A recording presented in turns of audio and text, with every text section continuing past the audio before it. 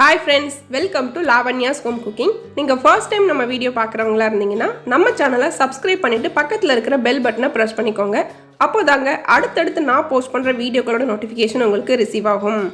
இன்னைக்கு நம்ம பார்க்க போற ரெசிபி தீபாவளி ஸ்வீட் ரெசிபியான சோமாஸ் எப்படி பண்றதுதாங்க பார்க்க போறோம். இந்த சோமாஸ் நல்ல மொறுமொறுன்னு சூப்பரான டேஸ்ட்ல எப்படி பண்றதுன்னு இன்னைக்கு வீடியோல பார்க்கலாம். வாங்க வீடியோக்குள்ள போலாம்.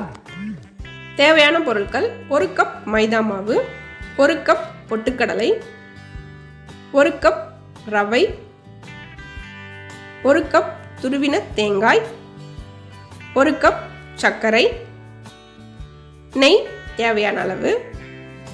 ஒரு பாத்திரத்தில் எடுத்து வச்சிருக்க மைதா மாவை சேர்த்து ஒரு சிட்டிகை மட்டும் உப்பு சேர்த்துக்கலாம். கூடவே தேவையான அளவு கொஞ்சமாக நெய் சேர்த்து மாவை முதல்ல நல்லா பிசைஞ்சு விட்டுக்கலாம். நம்ம சேர்த்த உப்பு நெய் எல்லாமே மாவில் நல்லா கலந்ததுக்கு அப்புறமா கொஞ்சம் கொஞ்சமாக தண்ணி சேர்த்து மாவை நல்லா பிசைஞ்சு எடுத்துக்கலாம். மாவை நல்லா கெட்டியான பதத்துக்கு பிசைஞ்சு எடுக்கணும்.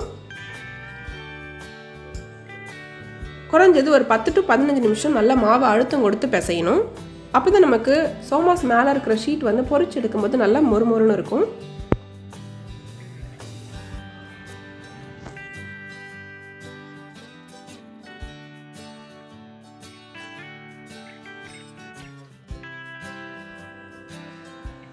நல்லா அழுத்தமாக பிசைஞ்சு எடுத்ததுக்கு அப்புறமா ஒரு மூடி போட்டு ஒரு அரை மணி நேரம் மாவை நல்லா ஊற வச்சிடலாம். இப்போ நம்ம உள்ளே வைக்கிற பூரணம் ரெடி பண்ணிக்கலாம்.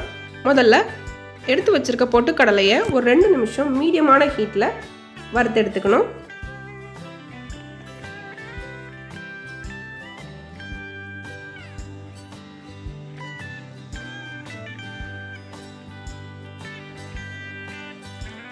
தேங்காய் துருவல் கொட்டி தேங்காயில் உள்ள ஈரப்பதம் போகிற அளவுக்கு மீடியமான ஹீட்டில் வச்சு வறுத்து எடுத்துக்கோங்க. தேங்காய் கருகிடாத அளவுக்கு நம்ம வறுக்கணும். தேங்காய் கொஞ்சம் கருகினா கூட நமக்கு டேஸ்ட் வந்து மாறிடும்.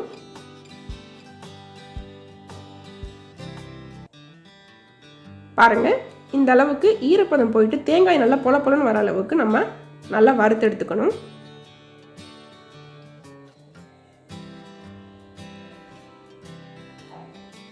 அடுத்து ஒரு 1 டேபிள் ஸ்பூன் நெய் சேர்த்து நம்ம எடுத்து வச்சிருக்க ரவையை இந்த நெய் கூட நல்லா சேர்த்து வறுத்தெடுக்கணும். ரவையும் கருகிடாத அளவுக்கு ரொம்ப மீடியமான ஹீட்டில் வச்சு வறுக்கணும். ரவை நெய் கூட சேர்ந்து நல்ல ஒரு வாசனை வரும். அந்த பதத்தில் நம்ம இதை எடுத்துடலாம்.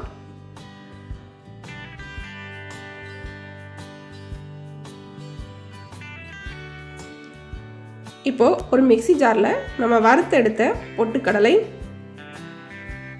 கூடவே எடுத்து வச்சிருக்க சர்க்கரை, வாசனைக்காக 4-5 ஏலக்காய், கூடவே நம்ம நெய்யில் வறுத்தெடுத்த ரவை 2 டேபிள் ஸ்பூன், இதெல்லாமே சேர்த்து கொஞ்சம் கொரகொரப்பாக இதை அரைச்சி எடுத்துக்கலாம். ரொம்பவும் பவுடர் ஆக்கிடக்கூடாது. ஓரளவுக்கு நல்லா கொரகொரப்பாக இருக்கிற அளவுக்கு அரைச்சி எடுத்துக்கலாம். இப்போ நம்ம அரைச்சி எடுத்ததை நம்ம வறுத்து எடுத்து வச்சுருக்க ரவை கூட சேர்த்துக்கோங்க. கூடவே நம்ம வறுத்து எடுத்த தேங்காய் துருவலையும் இது கூட சேர்த்து இப்போ மிக்ஸ் பண்ணிக்கலாம்.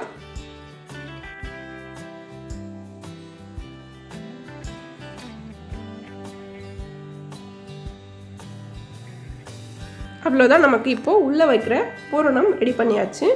இப்போ நம்ம ஷீட் ரெடி பண்ணலாம். கட்டையில் ஒட்டாமல் இருக்கிறதுக்காக கொஞ்சமாக மைதா மாவு தூவி இப்போ நம்ம தேய்க்க ஆரம்பிக்கலாம். நல்லா மெலிசாக தேய்ச்சி எடுத்துக்கணும்.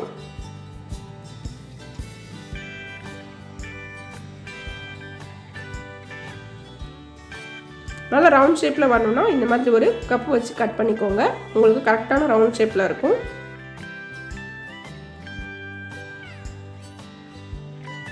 இதில் தேவையான அளவுக்கு கொஞ்சமாக பூரணம் உள்ள வச்சு இப்போ நம்ம மடிக்க ஆரம்பிக்கலாம்.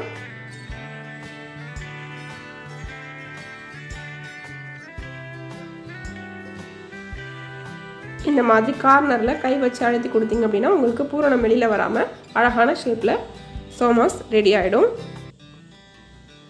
பாருங்கள், இந்த மாதிரி உங்ககிட்ட சோமாஸ் அச்சு இருந்துச்சு அப்படின்னா இந்த மாதிரி ஷீட் தேய்ச்சி சோமாஸ் அச்சில் வச்சும் நம்ம ரெடி பண்ணிக்கலாம்.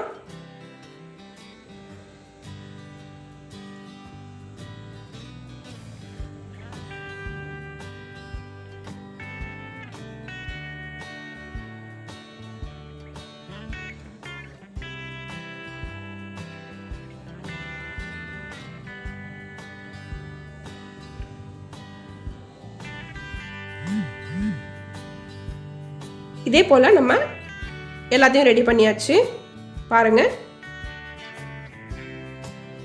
இப்போ நம்ம பொரிக்க ஆரம்பிக்கலாம். சோமாஸ் பொரிக்கிறதுக்கு தேவையான அளவு முதல்ல எண்ணெய் சேர்த்துக்கோங்க.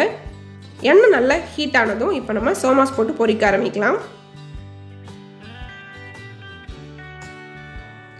2 பக்கமும் நல்லா திருப்பி விட்டு இதை வேக வச்சு எடுக்கணும். ஷீட் நம்ம மெலிசா தேய்ச்சி எடுத்துருக்கிறதுனால இது வேகிறதுக்கு ரொம்ப நேரம் ஆகாது. மேக்ஸிமம் ஒரு நிமிஷத்துலேயே இது நல்லா வெந்து வந்துடும்.